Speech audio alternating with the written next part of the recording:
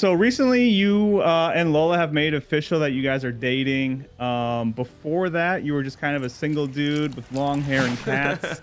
I guess I don't have a question there, but in all seriousness, how did you and Lola go from just two people who play Warzone to a duo to now she's moving to a different country and living near you so that you guys can date? Yeah, it's been crazy, and it's not something that I think would work out in any other time period of my life or any alternate reality. I mean, the hurdles that we've had to jump through are crazy. Like, I mean, moving to the United States is not easy. Even visiting the United States is not easy.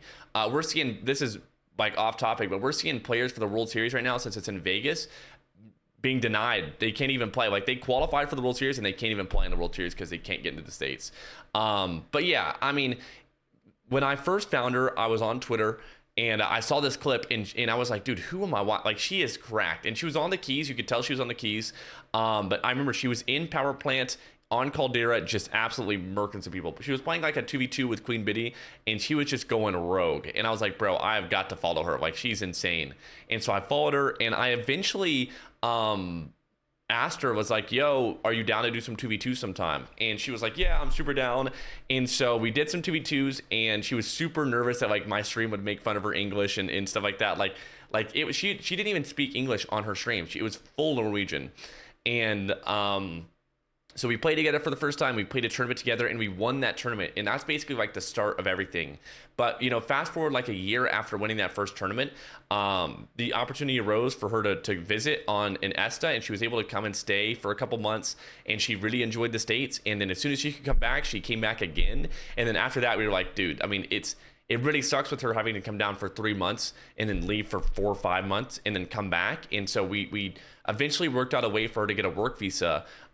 We just needed an org to host it for her, and Omit actually stepped up and does that for her currently, which is just so nice. So she's able to be here on a work visa, and the opportunity, I just think is insane. But yeah, we are started out being just super good friends. I mean, we were friends for over a year and a half, and it wouldn't work out to start a relationship with her being so far away and not being able to be here all the time, and it just sucked, but once she actually had the opportunity to live here, it's been super easy, and yeah, things have just evolved, and we're super happy together. That's awesome. And I don't think people who haven't gone through that experience understand how hard it can be to get a visa, especially for something like streaming. So shout out Omit and Rafi over there with helping that out. But it can be a super stressful time period to try to figure out, hey, can I actually go and move to the United States and, be with the person that I want to be with? So I can't imagine how much stress you guys were going through at that time. Yeah,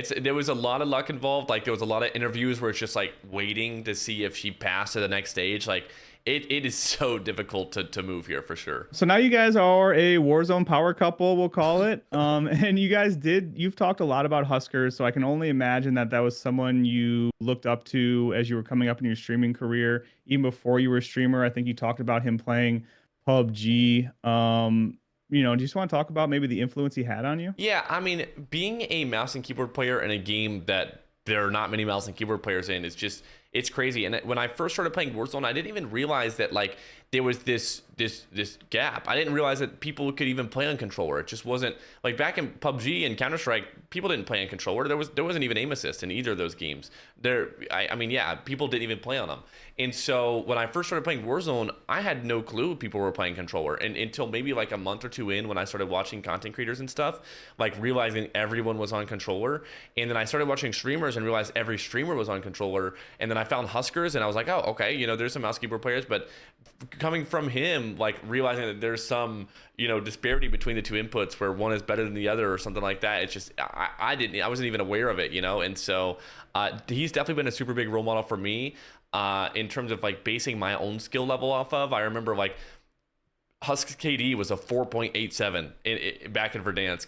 And my KD was like a 5 something, but I played a lot more for the win. He was always playing kill races and stuff. Like Get wrecked, Husk. Yeah, it didn't make me better, but like in my mind, I was like, bro, hold up. Like maybe I could compete like that, And Husk was like all-time peak in Verdansk. Like he was moving. I could not do anything close to what he could do, But it definitely gave me like a role model, something to strive for, some skill level to try to attain. He's definitely been a super big role model for me. And I can definitely tell that because, he dates a Warzone pro, you date a Warzone pro. He grows a mustache, you grow a mustache. He's starting to lose some of his hair, you lost a lot of your Yeah, hair. yeah. So I mean, it definitely you can tell that he had a massive influence on you and your career. So There's some likeness. going back to Lola just for a bit, I would be remiss if I didn't at least ask. You mentioned that she only spoke Norwegian on her stream. How much Norwegian do you know now? Listen, I did Duolingo. I had like a 120-day streak, and I must just be like, I must have like short-term memory loss or something. Because like during that Duolingo streak, I was pretty good. I mean, I could say some sentences, but right now it's not. It's looking grim. It's not looking good. It reminds me, I took 3 semesters of Latin in high school, and I don't know any Latin. Do you know one Norwegian word right now that you can say? Yeah, I could say "Jeg må fylle von flasken min," which means I need to fill up my water bottle. That sounds good to me. You did talk about controller versus keyboard mouse. I've personally never heard this debate before. I think it's brand new. Oh yeah. Let me understand how strong aim assist is versus keyboard mouse.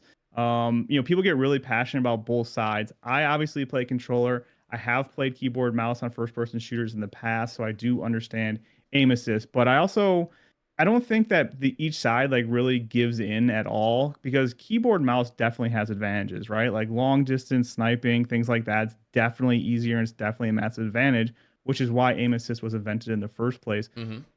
What's your opinion on the whole debate between controller and keyboard mouse and aim assist? I mean, I think most of the players playing these games are not in the top level. You know what I mean? And so if you took a baseline mouse and keyboard player and a baseline controller player, they're gonna perform right about the same skill level. Like that's just how it is. And so I think that in that way, aim assist is pretty balanced. Where like if somebody just hops onto the keys for the first time, they're gonna have a lot easier time sniping in long distance fights than a controller player would, and a controller player would do better up close. And so there are give and takes. But once you reach the top level, there are definitely like a control player at the top level can snipe just as good as a keyboard and mouse player at the top level. Like they're able to maximize like their skill level, and there's kind of like a ceiling that you really can't reach on the keys. We may be equal to each other at mid range, long range, but close range, they're spitting on a keyboard and mouse player, and that's kind of like how I built my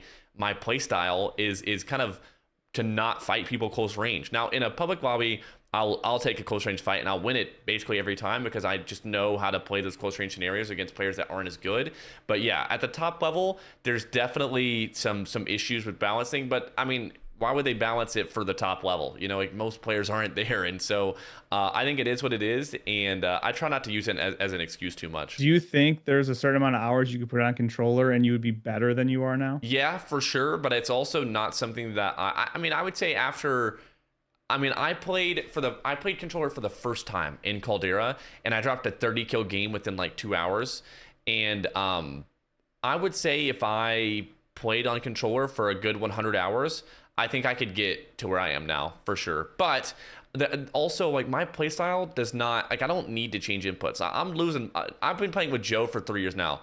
Joe knows I'm losing my close range engagements. Like instead, we'll send Joe in. Like Joe's like my kill streak, and then I'll just trade him out. Like that's just how it is. And I base my whole playstyle around the input that I play on, and I've got no plans on switching. And that's also why I don't make excuses that much or even complain about it. You recently moved into a house with another content creator, Twitty. I heard possibly that you guys have recently found out about HOAs. Anything to say about that? Yeah, I wish I had my notice right here. So apparently we're not allowed to have our grass reach over 12 inches long. That's pretty fair, honestly.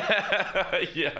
Well, in our defense, what I've been trying to do, so like when I first moved into my last place, I just randomly saw a dude on my street mowing people's lawns. I was like, yo, could you mow my lawn? And that was that. But I haven't seen anyone mowing anyone's lawn here. Somehow everyone's lawn is mowed, but I've not seen a single person get their lawn mowed. I don't know if they're doing it at night, like when I'm sleeping, like what's going on, but like I've not seen anyone. And I'm trying to find someone, but I've only got 4 days left to find someone to mow my lawn before. I don't know what they're going to do.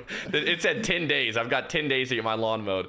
But so I think what I'm going to have to do is just call someone. And I know it's going to be so much more expensive if I call like a landscaper service, but like I'm just trying to find someone with a mower. I'm not trying to find someone with like all the bells and whistles. I just need someone to mow the lawn. So We'll figure So it if out. you're in the North Carolina area, please hit up Breadman. If you have like a son or daughter who Yeah. wants to make some extra money on the side, I'll give you one tip, and these still exist, I swear to God. Go to your grocery store. Usually they have a bulletin board outside people pin stuff to. A lot of times there's some 16-year-old kids on there that want to make some extra cash. All right, listen, I'm gonna take you up on that. I'm going to Harris Teeter after this. Thanks for watching this clip from Mimosa Brunch. If you enjoyed it, make sure to subscribe and check out the full interview right here. Right here, guys. Right here.